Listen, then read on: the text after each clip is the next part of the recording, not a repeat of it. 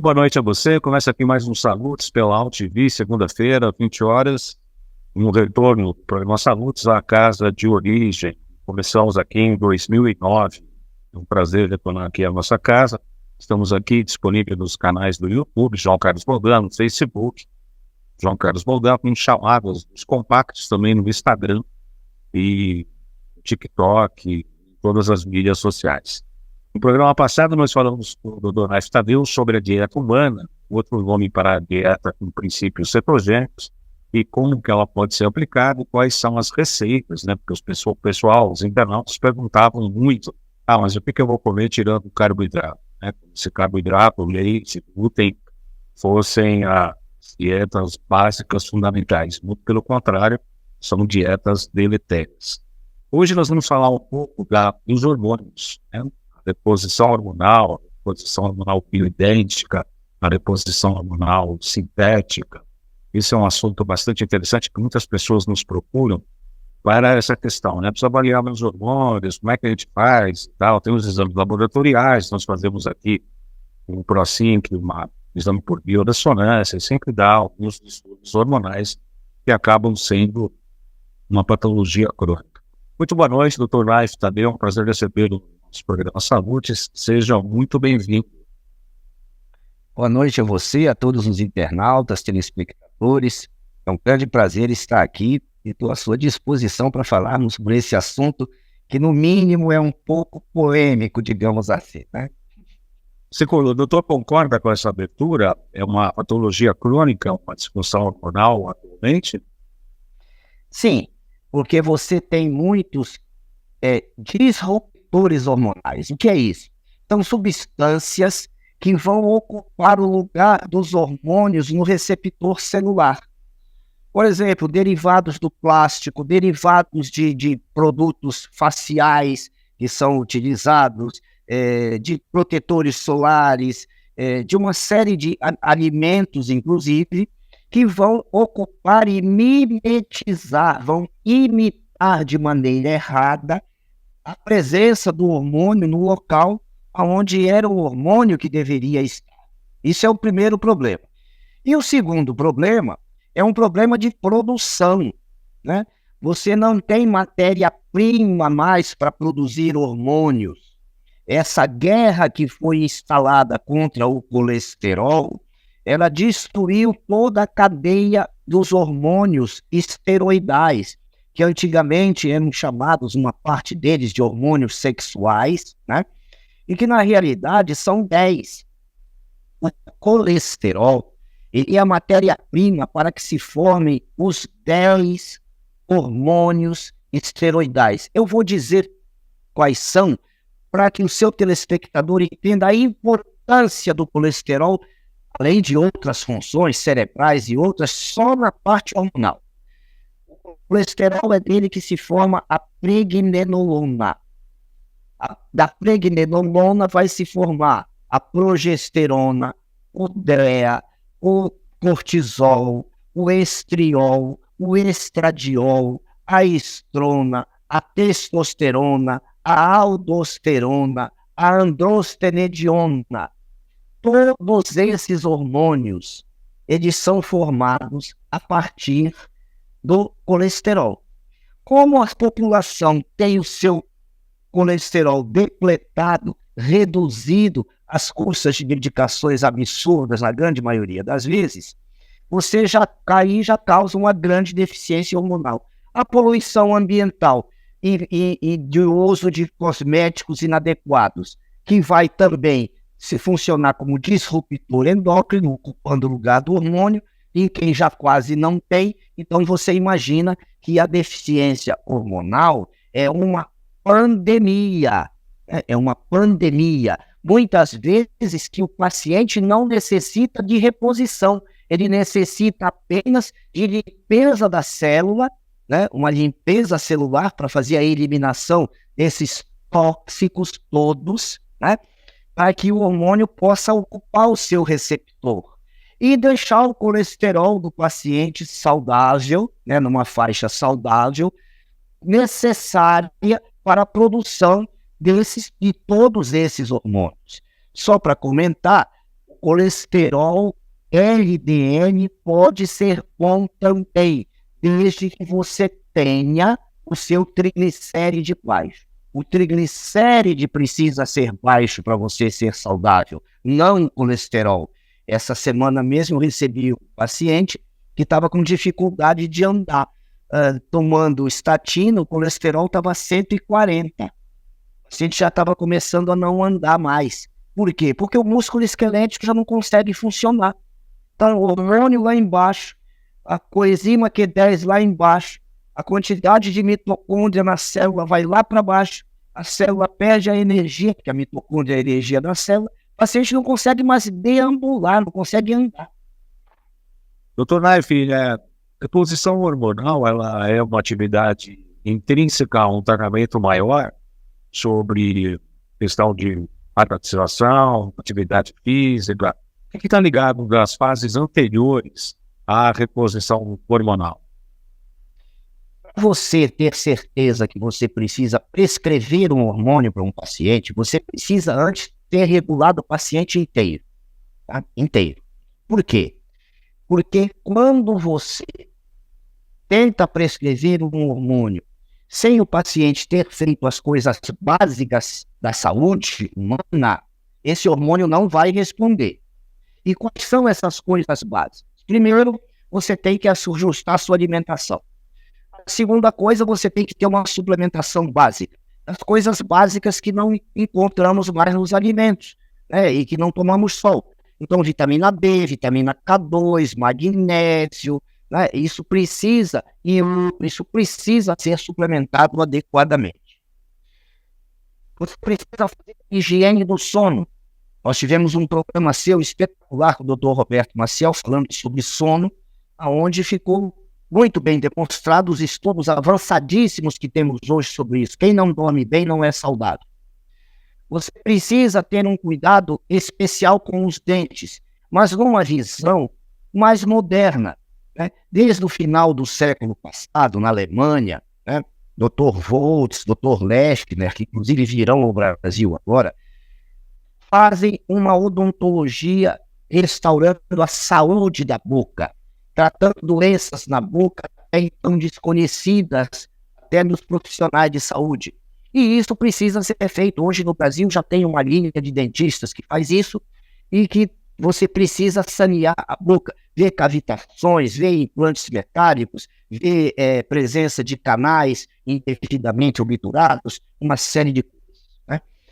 A outra coisa, você precisa tratar os parasitas, você precisa eliminá-los. Você precisa eliminar os metais tóxicos todos que estão ocupando os receptores hormonais.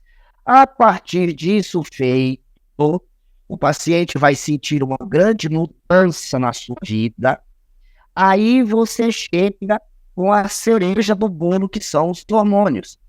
Porque pode ser que uma vez feito todo esse saneamento do corpo humano, apareça um resultado que o paciente consegue produzir o seu hormônio, porque o colesterol dele já subiu, né, ele já tem matéria-prima para produzir, as glândulas já estão desintoxicadas para poder ter a sua produção normal, e os receptores celulares estão prontos para receber o hormônio. Então, essa demonização do colesterol é a principal responsável pela falta da matéria-prima para essa produção. E houve um movimento aí, desde a década de 50 nos Estados Unidos, essa demonização do colesterol como responsáveis pelos AVCs, aí, pelos trombos, pelas questões venosas e arteriais. O que é um grande erro, né, doutor? Assim como no Brasil, isso não é um problema só nosso. Os americanos também muitas vezes ouvem as pessoas erradas, porque eles tinham, já faleceu há 2 anos atrás, Dr. Stephen Sinatra, um cardiologista renomado americano, conhecido, né, com uma série de trabalhos publicados, e que ensinava a tratar coração sem baixar colesterol. Né? E isso ensinou desde o século passado. Existe uma quantidade muito grande de pacientes dele espalhados pelo mundo todo, né?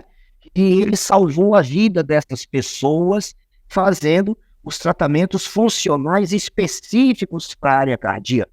Ele tem, inclusive, uma fórmula de atuar no coração, que é conhecida como fórmula de Sinatra, que depois foi modificada aqui no Brasil, pelo Dr. Laí Ribeiro, que virou o quinteto, era o quarteto de Sinatra. Hoje você tem o quinteto de Sinatra e Ribeiro, né?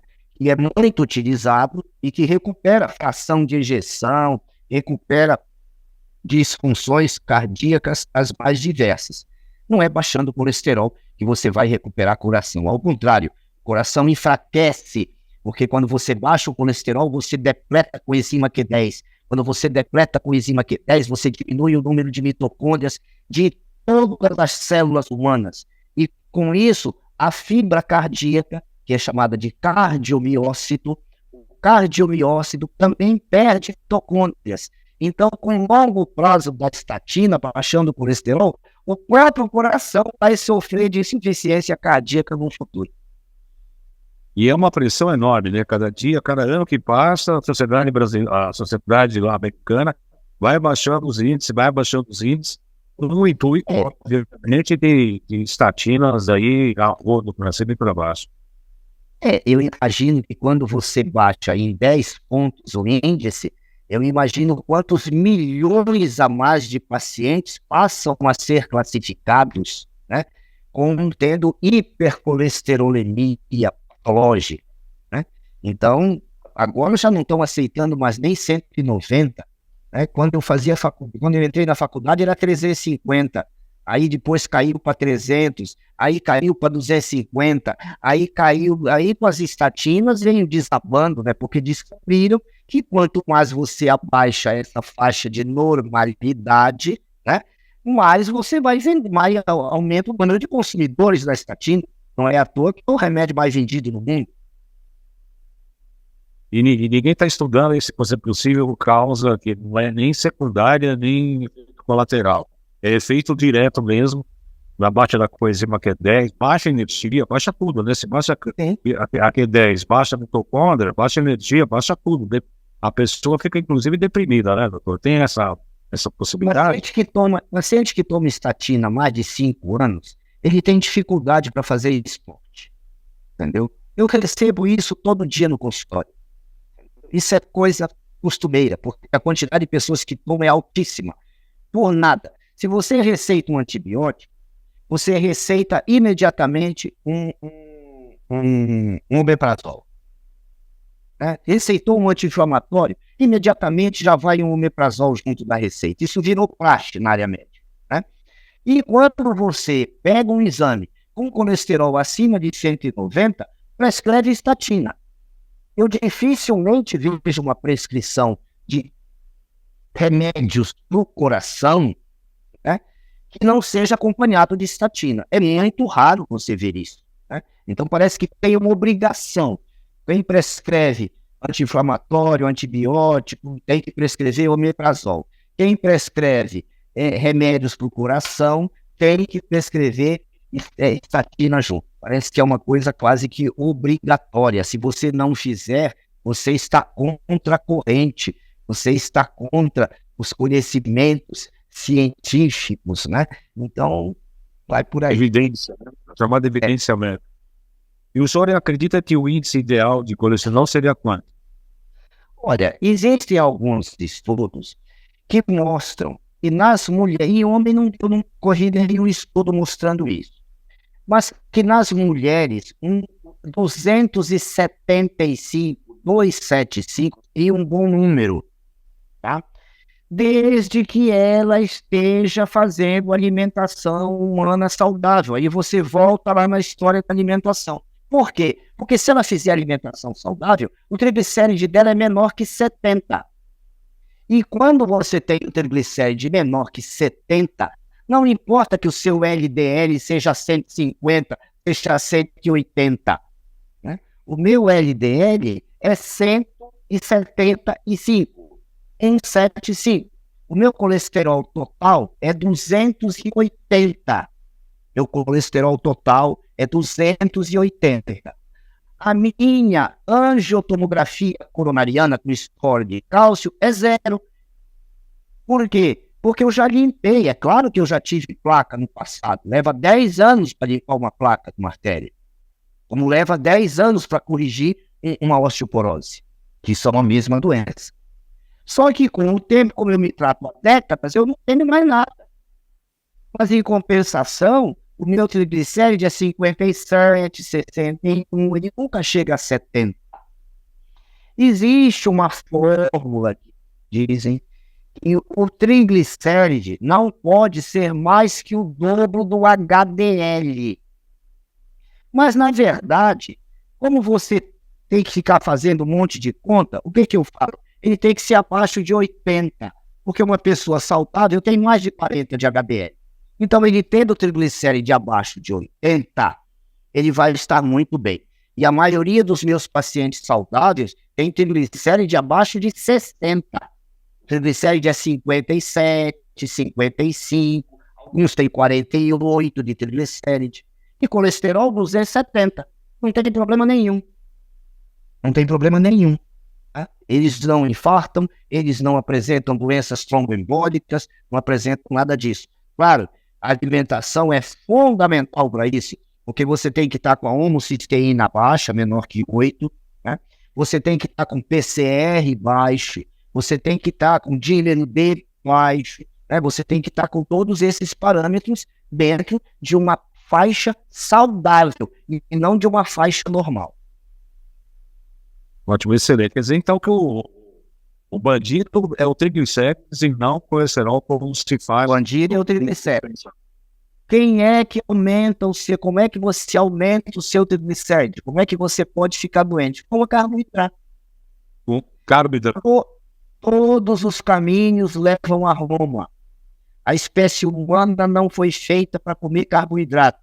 Carboidrato causa todas as doenças da espécie humana.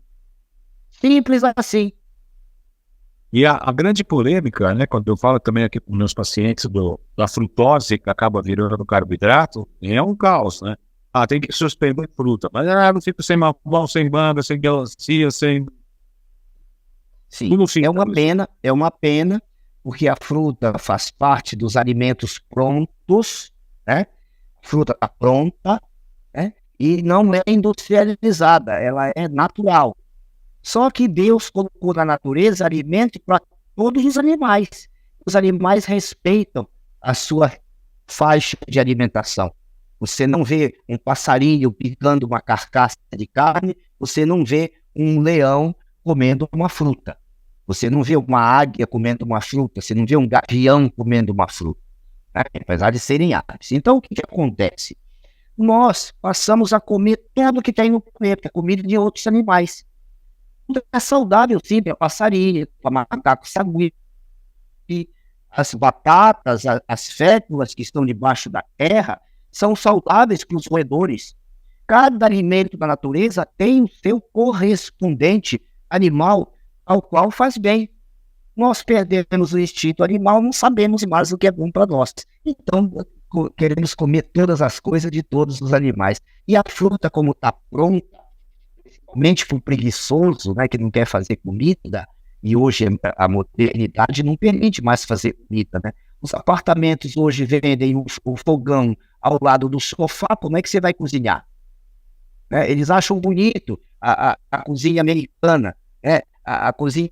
Como é que você vai cozinhar numa cozinha dessa, gente? Aquilo ali é feito para não usar, né?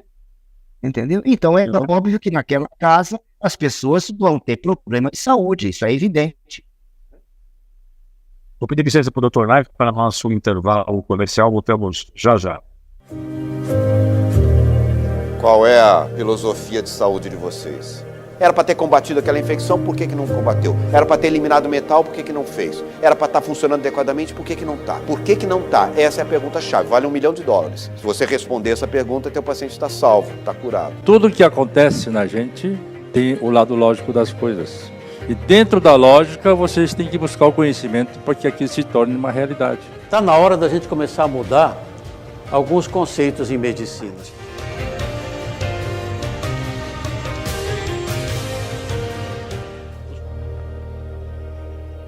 Sou João Carlos Boldan, acupunturista, pós-graduado em Medicina Tradicional Chinesa, doutor honoris causa em MTC pela Universidade Eric Fromm, Flórida, especialista em psicopatologia pela USP, pós-graduado em terapia ortobiomolecular e com cursos de extensão em biofísica e terapia neural. Em nossa clínica, aplicamos acupuntura e diversas máquinas de biofísica para tratar grande parte das queixas de nossos pacientes. Muito bem, nos anúncios de hoje nós estamos falando sobre hormônios, reposição hormonal, e eu tenho o prazer de receber o Dr. Naif Tadeu, que é médico, nutrólogo e cirurgião. Na primeira parte do programa nós estávamos falando sobre a base, antes de fazer uma reposição hormonal, a importância da alimentação, da suplementação de minerais e vitaminas, fazendo uma detox de metais, uma desparatização, atividade física, sono saudável e cuidar da boca e dos dentes. Só depois dessa fase de ajuste, né, doutor Naif, é que se vai avaliar aí a questão hormonal e os possíveis ajustes, é isso? O que eu faço na minha rotina? Aí, nesta fase, eu peço um exame de saliva para o paciente, porque a saliva mostra o hormônio livre, o hormônio no tecido, né? Então, que é o hormônio que eu estou aproveitando. Muitas pessoas não têm ideia, olham o exame de sangue e falam assim, eu estou com isso. Eu vou te dar um exemplo simples. Eu tenho um paciente que ele vivia resfriado, a vitamina D alta, e vivia pegando resfriado. Aí um dia foi feito um exame biofísico nele para fazer dosagem de vitamina D celular, baixíssima. Por quê? A vitamina D que ele tomava era uma vitamina D, sim, não era talco, era vitamina D, só que de baixíssima biodisponibilidade, que não entrava na célula. Então, o que acontecia? Ela ficava alta no sangue, mas ele não usava. Você usa o que tem na sua célula. Você não usa o que está no sangue. O sangue está disponível para a célula usar. Ela pode usar ou não. Por isso que o seu suplemento tem que ser um suplemento de altíssima qualidade. Essa é a primeira coisa, né? A segunda coisa, com relação à dosagem, eu sabendo que no tecido está faltando, aí eu vou dar um jeito de passar um hormônio que chegue no tecido. Então eu vou usar uma via não oral. Eu não vou usar uma via oral. Por exemplo, eu ouço gente falar assim, eu tomo progesterona. Não, você toma progesterona. Primeiro que não é progesterona, é progestágeno, né? E segundo, que tomando não serve para nada. Vai passar pelo fígado, vai já mudar, já vai ganhar um radical, já vai sofrer alteração. Então o hormônio tem que chegar puro, como ele é fabricado, na célula. Qual é a maneira de você fazer isso? Ou injetável, ou sublingual, ou transdérmico. Então, primeiro, dose na saliva. Segundo, use uma via adequada. A via transdérmica, que hoje já é muito usada, a maioria das pessoas não está aproveitando o seu hormônio. Porque a maioria dos manipuladores não sabem manipular um transdérmico adequadamente. Não sabe transformar, a molécula tem que ser nanométrica, então não sabe transformar numa molécula nanométrica, não tem o aparelho que faz essa transformação, né? E não usam géis que têm a capacidade de penetração para aquilo poder cair no linfático. Ele cai na circulação linfática e vai para o tecido, ele não vai para o sangue. Então, quando você usa transdérmico, o exame de sangue não mostra, não aumenta no sangue. Isso é ultralimpo. Então, eu vejo pessoas que não têm a menor habilidade em repor hormônio, prescrevendo hormônio, dando curso de hormônio. Tem gente que nem médico é, dando curso de hormônio aqui no Brasil. Então, o que acontece? Eles dão esse curso sem saber nada, né? Estão usando. Aí vão doses estratosféricas de hormônio, doses que vão causar problemas seríssimos nos pacientes, inclusive de câncer. Porque mesmo o hormônio sendo isomolecular, tendo a mesma tridimensionalidade do hormônio produzido pelo corpo, sendo igualzinho a ele, né, que nos Estados Unidos é chamado de bioidêntico, mas aqui é proibido chamar de bioidêntico, então a gente chama de isomolecular. O que acontece? este hormônio, ele quando é absorvido, ele não está na circulação. Aí quem não entende pede a dosagem no sangue, olha que não aumentou, fala assim, eu vou aumentar a dose. Então eu vou te dar um exemplo prático. Uma das doses máximas de testosterona que se dá é em torno de 7 miligramas por dia. Por quê? Porque 2 testículos de um garoto de 18 anos produzem 7 miligramas de testosterona, que é o máximo de testosterona que um homem precisa ter. Então eu não preciso dar mais do que 7 de testosterona para ninguém, né? Primeira coisa. Só que no sangue não vai aumentar nada, vai aumentar na saliva. Como não pedem exame de saliva, pedem de sangue, o cara aumenta. Eu vejo prescrição, sentado na cadeira, eu vejo prescrição de 200 miligramas de testosterona. Vou repetir, 200 miligramas de testosterona. São mais de 30 vezes a dose de um jovem, que um jovem produz. Então, quando você dá tanta testosterona a mais, aquilo ali faz um efeito rebote.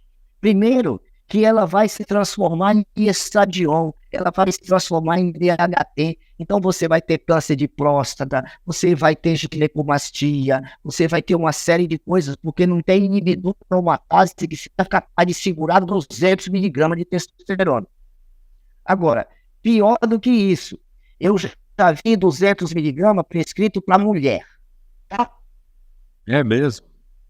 Eu já vi, tenho guardado a receita. Eu já vi e tenho guardado a receita, entendeu? 200 miligramas prescrito para mulher, quer dizer, um absurdo, entendeu? E, infelizmente, a parte hormonal, que é essa cerejinha do bolo, é a parte final do tratamento, que uma parte dos pacientes precisa de uma dose fisiológica e uma parte não precisa, porque quando você torna ele saudável, a produção volta, né?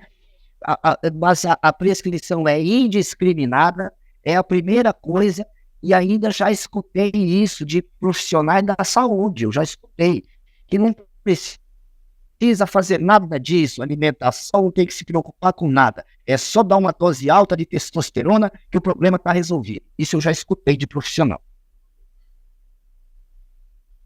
Quer dizer, que não é absolutamente verdade, né? É uma mentira absoluta. Isso é uma mentira absoluta. Nunca você vai resolver outros problemas com hormônio. Nunca. É tentar tapar buraco de piscina com esparadrapo. Sim. Uma dose alta, nas primeiras semanas, quem usa tem uma melhora, que é uma melhora ilusória, né? Mas não sabe a quantidade de efeito colateral e a quantidade de doença que virá no futuro. E como a medicina está toda separada e especialidade, não foi o sujeito que prescreveu o hormônio errado que vai ser consultado na hora que o paciente tiver um câncer de próstata, na hora que tiver uma hiperplasia prostática grave, entendeu? Ou na hora que desenvolver um outro tumor em outra região do corpo, que tiver as consequências de uma aromatização, né? É importante explicar para o nosso internauta, para o nosso espectador, sobre a aromatização, que na verdade quando a testosterona pode virar estradiol ou estrógeno, isso? Você pode falar um pouquinho sobre isso? Nós temos uma enzima no corpo chamada aromatase. Essa enzima, ela vai aumentando com o passar da idade, né? E a produção de testosterona no homem vai caindo. É por isso que o homem vai ficando mais feminino com a idade, né? Por exemplo, eu tenho 70 anos. Se eu não repusesse a minha testosterona, eu choraria em qualquer comercial. Um homem que tem 60, 70 anos, ele fica muito emotivo, ele fica mais feminino. Por quê? Porque a produção de testosterona diminui, a produção de aromatase aumenta, a aromatase transforma a testosterona em estradiol, que é um hormônio feminino, então ele fica feminilizado. Entendeu? ele fica feminizado. E ao contrário, ocorre com a mulher. A mulher adulta, já na terceira idade, acima dos 60 anos, ela fica mais masculina. Tanto que muitas vezes você vê, seja no ônibus, no cinema, na fila do mercado, em algum lugar, o casal idoso e ela dando ordem para ele. Você vai ver isso, né? E ela segurando, ele apoiando o braço nela. Isso você vê muito. Por quê? Por causa da aromatização. O excesso de testosterona promove a ação da aromatase, que vai transformar essa testosterona em estradiol, mesmo no paciente jovem. Por isso, quando você dá testosterona, você tem que dar um inibidor da aromatase, mas numa dose extremamente adequada. Por quê? Porque o homem precisa ter um pouquinho de estradiol também. O estradiol do homem não é zero. Quem lubrifica as articulações do homem é o estradiol. Mas é o mesmo estradiol que me permite praticar esporte até hoje, é o mesmo estradiol que pode me dar um câncer na próstata se aumentar um pouco mais da conta. Então eu preciso estar sempre com doses fisiológicas, tanto para o homem quanto para a mulher. Os hormônios esteroidais são os mesmos nos dois gêneros, masculino e feminino. A diferença é a dosagem. O homem tem alta testosterona, progesterona baixa, estriol baixo, estradiol baixo. A mulher tem testosterona baixa, né? Estriol, estradiol, progesterona alta. Então, os hormônios são os mesmos. A balança é que vai perder do lado do gênero um ou outro. E essa dinâmica hormonal, ela precisa ser muito bem conhecida para ser conduzida. E, infelizmente, o que a gente vê hoje no mercado não é isso. É exatamente o que eu falei. Doses estratosféricas de hormônio, totalmente antifisiológicas, causando problemas a posteriori, que o paciente vai reclamar e outro consultório. Não vai reclamar no consultório de quem prescreveu, porque vai aparecer em outro órgão, conjugando daquele órgão, já é um outro especialista, entendeu?